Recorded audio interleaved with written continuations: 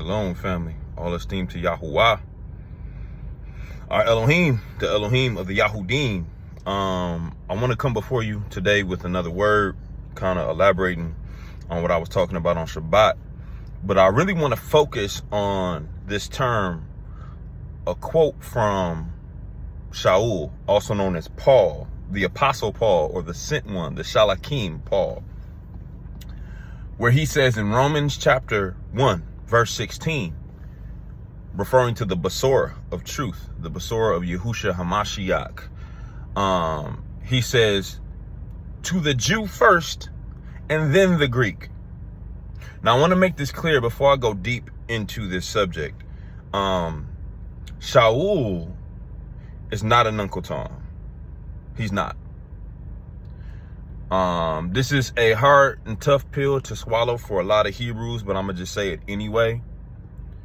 You're going to have to give account for every word that you speak negatively about Paul because of your ignorance to the actual Torah. It's not Sha'ul, it's not Paul's fault that you don't know Torah. It's not Paul's fault that our ancestors put us in a position to provoke Yah, to where now we are provoked to jealousy.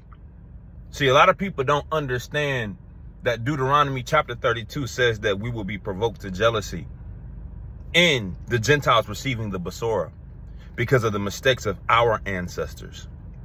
That still doesn't negate the order of salvation, that the Besorah is first to the Yahudean, the Jew, then to the Greek, i.e. Gentile.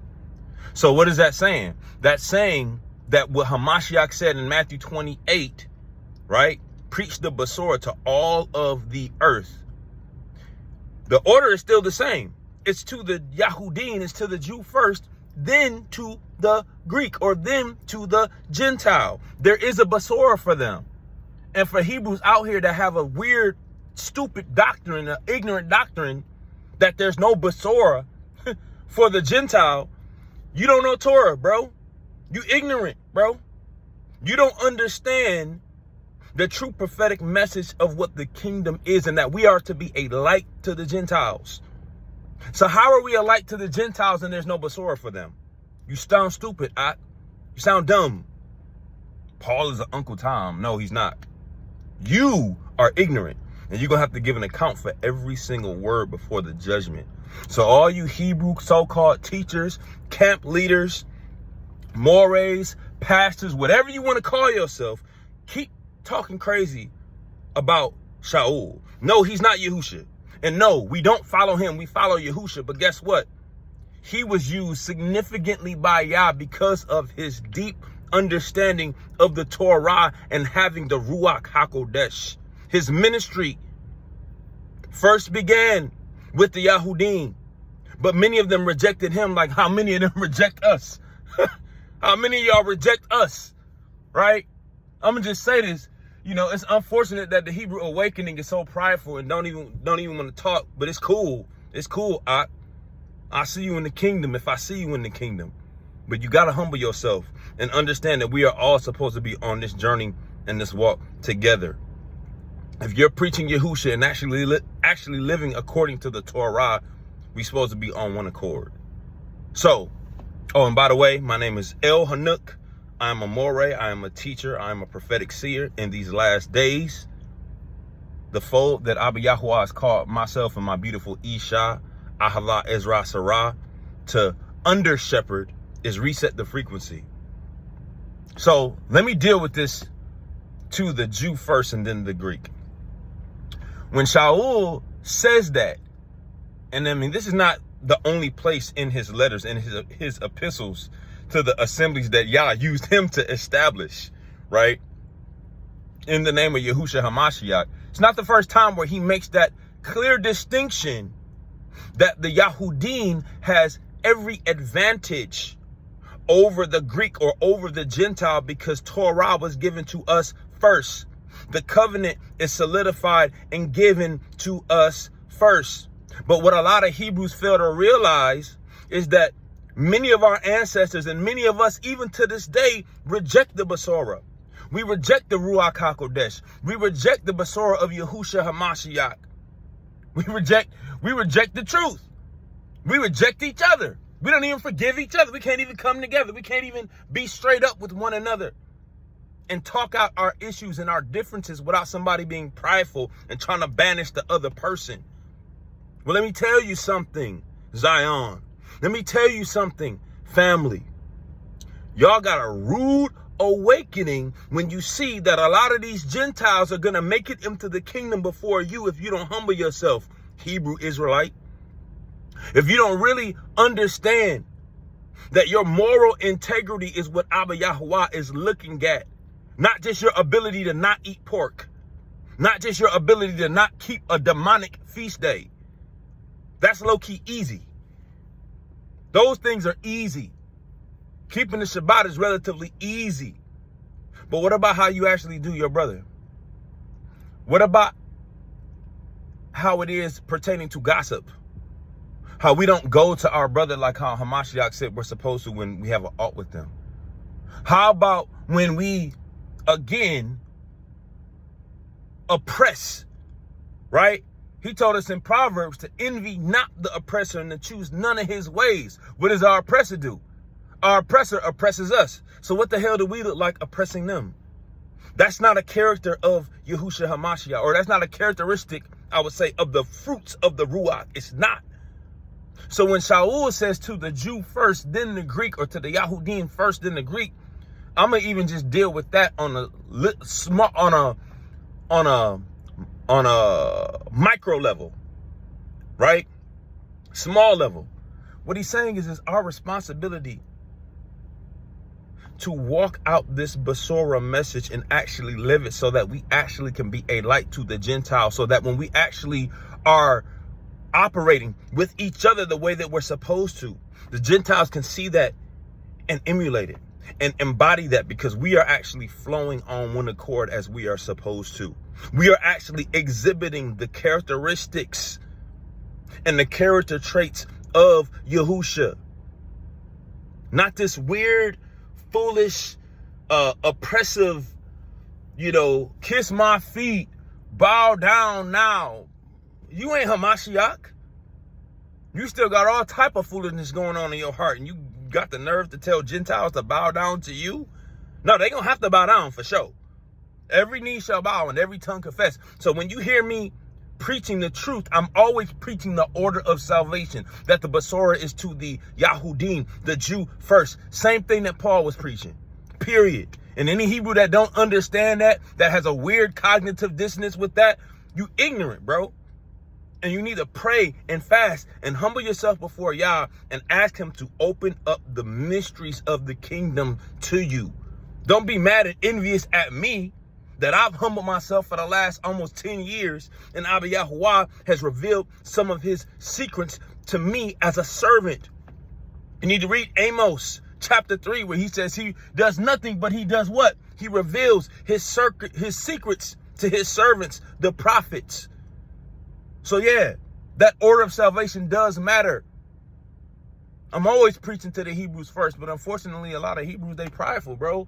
A lot of them, they don't want to be Hebrews. A lot of them understand, they come into the knowledge that they're Hebrews, and they cleave more to the things of the flesh than the Ruach. Checklist Hebrews who have no intimacy with Yah, who have no compassion, not only for their people, but even for, watch this, even the Gentiles who want to come into truth. See, that's what Sha'ul had, and that's what a lot of you Hebrews hate about him, was that he had compassion, not just for his people, but even for other nations who came into repentance. And guess who had that same heart? Yahusha. Why do you think he told the Canaanite woman, hey, I'm not called but to the lost sheep of the house of Israel, right? And she says, well, even the dogs eat from the master's table, right? And what did he do? He honored the request, right? What about the centurion who exhibited faith more than those in Israel? I'm trying to tell you, you Hebrews, boy, y'all so prideful, bro. Y'all so prideful, bro. Come out of the pride and humble yourself. And that's not me saying that a lot of Gentiles ain't prideful. Look at Trump. I'm just saying that's a picture of how many of them overall, but guess what? Many of them are overall, but some of them are humbling themselves and coming to the knowledge of truth. And there is a Besorah message for them. That's what I'm talking about. So go back over what I said on Shabbat when I issued that End of the Gentile Reign Part 3, and I said warning to Gentiles. Right?